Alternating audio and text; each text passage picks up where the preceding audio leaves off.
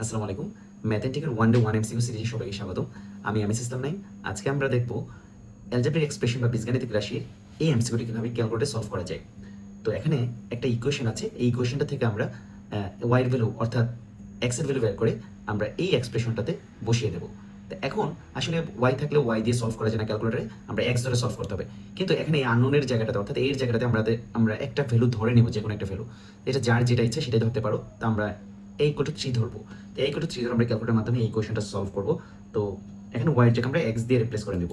তো alpha x minus 2 divided by alpha x is equal to 2a। তো is equal two চাপার উপরে হচ্ছে আলফা চেপে ক্যালক চাপো ইজ ইকুয়াল টু 2 ইন্টু এর জায়গায় আমরা 3 ধরেছিলাম 3। এবার এই কোয়েশনটাকে সলভ করে ফেলবো।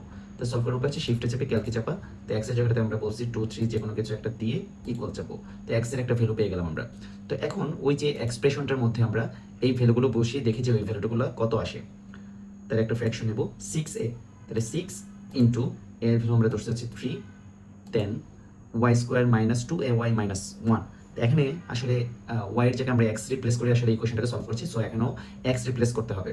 তা আলফা চেপে আমরা এক্স চাপবো, এক্স স্কোয়ার আছে মাইনাস 2 ইন্টু এর ভ্যালু আমরা 3 ধরেছিলাম, তাহলে 3 ইন্টু ওয়াইয়ের জায়গায় এক্স রিপ্লেস মাইনাস 1 করবো।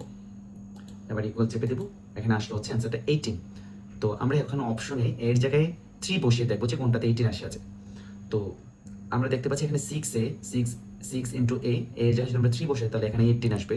সো অ্যান্সারটা হচ্ছে ডি। তো এইভাবে আমরা আননোন ভ্যালু থাকলেও আমরা ক্যালকুলেটরে সলভ করতে পারবো আননোন ভ্যালুটার একটা কিছু একটা ভ্যালু ধরে। সো আজকে এই পর্যন্তই। ধন্যবাদ সবাইকে। আসসালামু আলাইকুম।